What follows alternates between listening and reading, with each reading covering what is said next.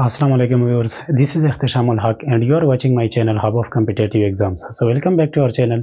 आज हम जिस टॉपिक को कवर करने जा रहे हैं वो है काइंड्स ऑफ सॉवरेनिटी। तो पिछले लेक्चर में हमने सॉवरेनिटी को डिस्कस किया था।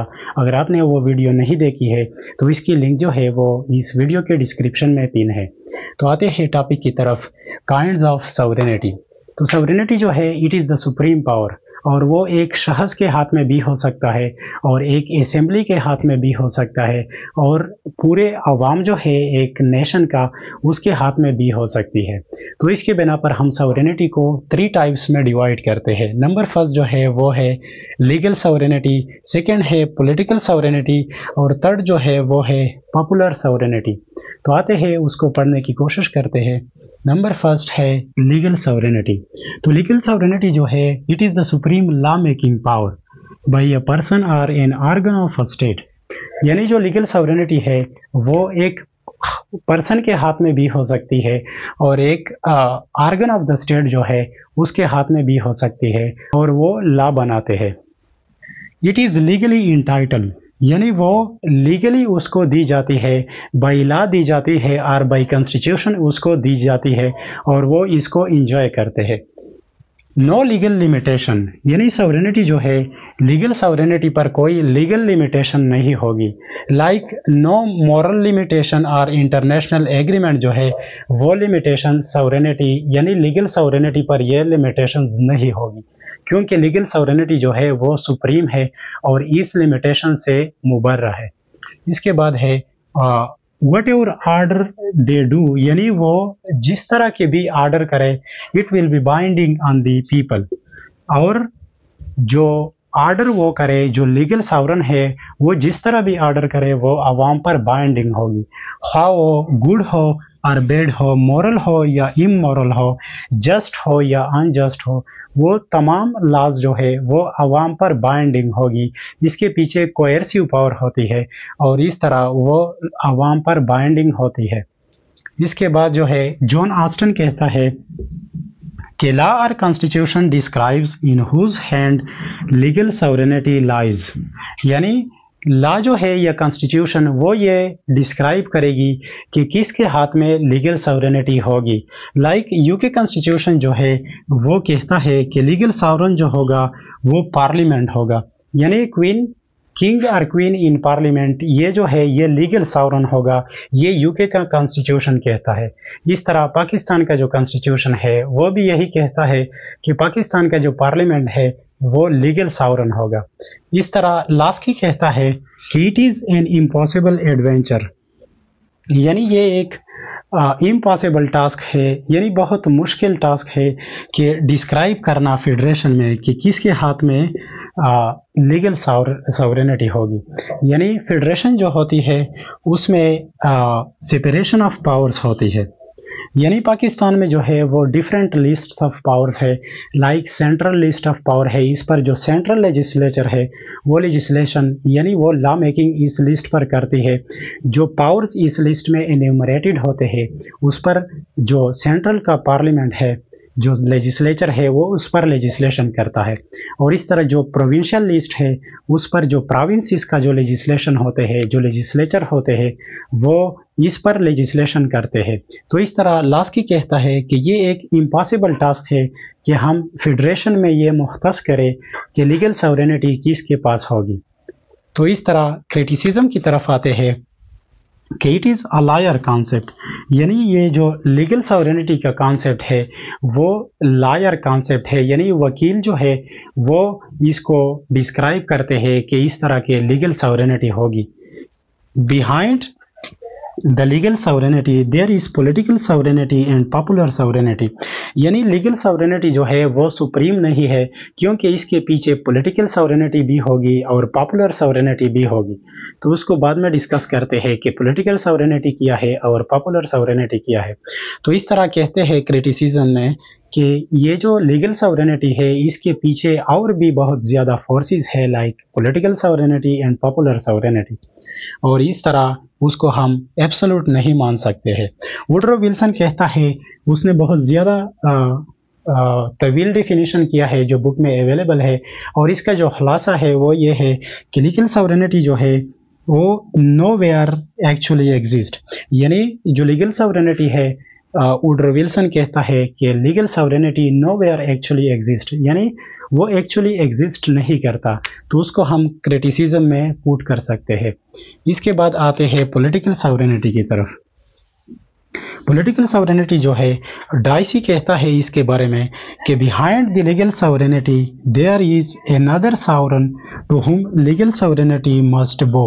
यानी जो लीगल सॉवरेनिटी है, इसके पीछे एक और भी फोर्स है जिसको हम पॉलिटिकल सॉवरेनिटी कहते हैं, और लीगल सॉवरेन जो है वो पॉलिटिकल सॉवरेन के आगे झुकेगा। यानी डाइसी उसको इस अल्फाज में बयान करते हैं।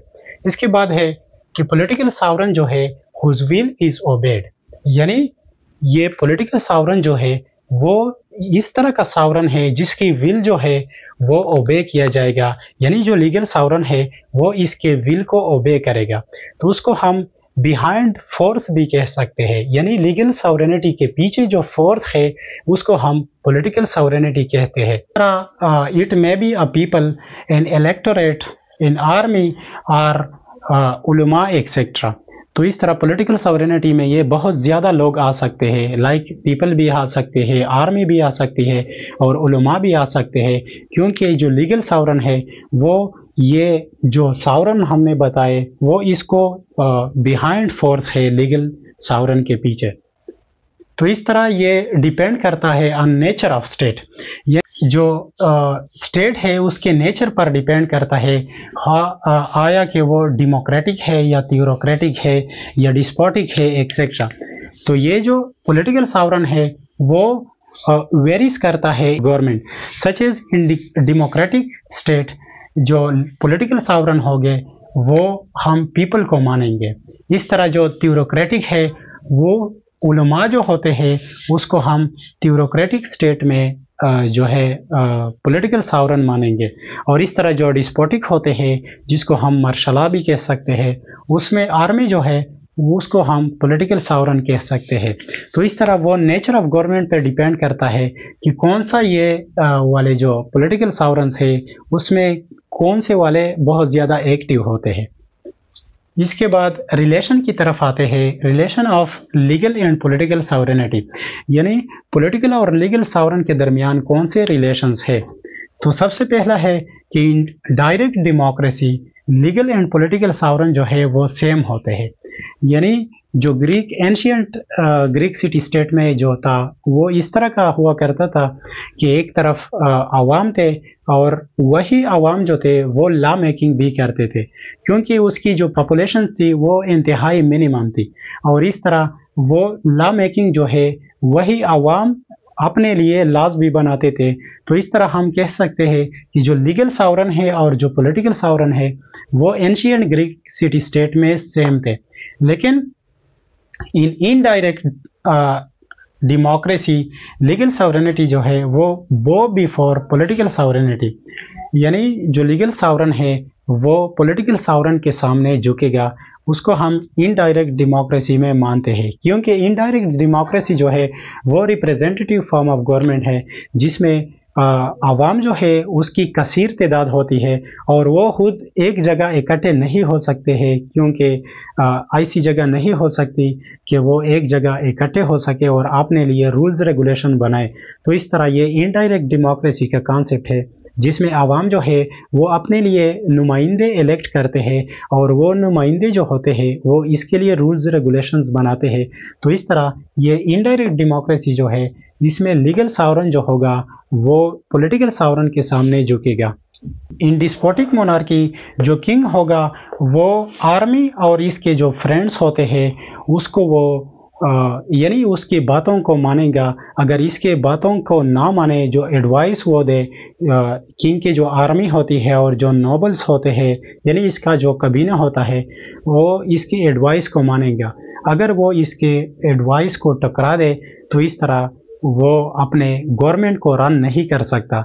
लाइक हमारे पास एग्जांपल्स है दिल्ली सुल्तानत का, जिसमें जो सॉवरेन था वो अपने नोबल्स के सामने बहुत ज़्यादा उसके एडवाइस को लेता था, क्योंकि वो जब भी इस नोबल्स के सामने उसके खिलाफ जाता था तो वो नोबल्स जो होते थे वो उसके खिलाफ जाते थे और इसके थ्रोन के लिए खतरे का बायस बन जाते थे। तो इस तरह ये मोनार्की, डिस्पोटिक मोनार्की जो है उसमें भी किंग जो होता है वो राय लेगा आर्मी का, और इसके साथ जो नोबिलिटी होगी, जो फ्रेंड्स हो गया और इसका जो कबीना होगा, उसके जो इनपुट्स होते हैं वो ज़रूर इससे लिए जाते थे।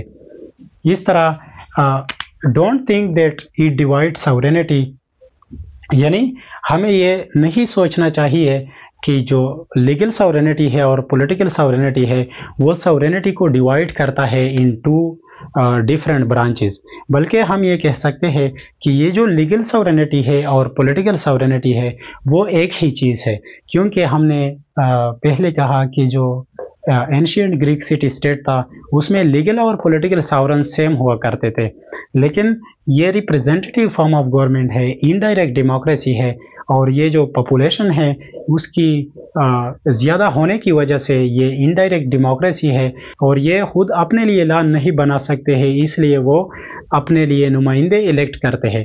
तो इस तरह ये जो सॉवरेनिटी है वो एक ही चीज़ है, यानी लीगल और पॉलिटिकल एक ही चीज़ है, क्योंकि आवाम जो है वो अपने लिए लीगल सॉवरेनिटी, लीगल सॉवरेन को इलेक्ट करता है। इसके बाद है पॉपुलर सॉवरेनिटी।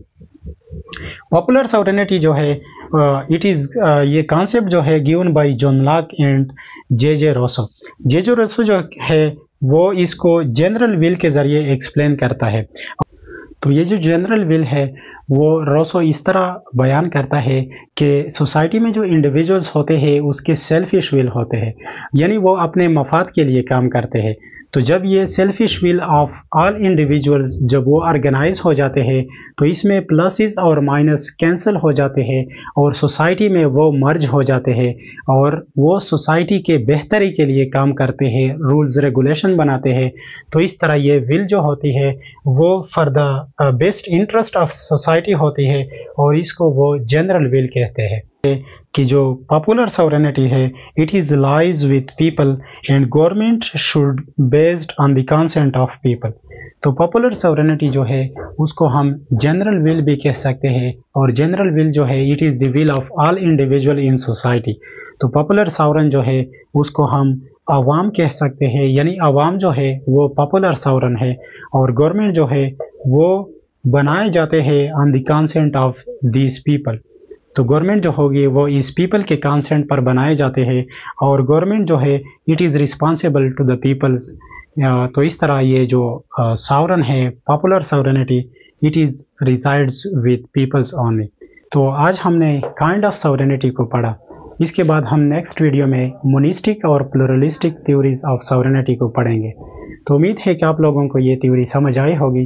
फिर भी अगर आप लोगों के जहन में कोई सवाल है तो कमेंट सेक्शन में ज़रूर पूछिएगा। मिलते हैं नेक्स्ट सेशन में, तब तक के लिए इजाज़त दीजिए। वस्सलाम।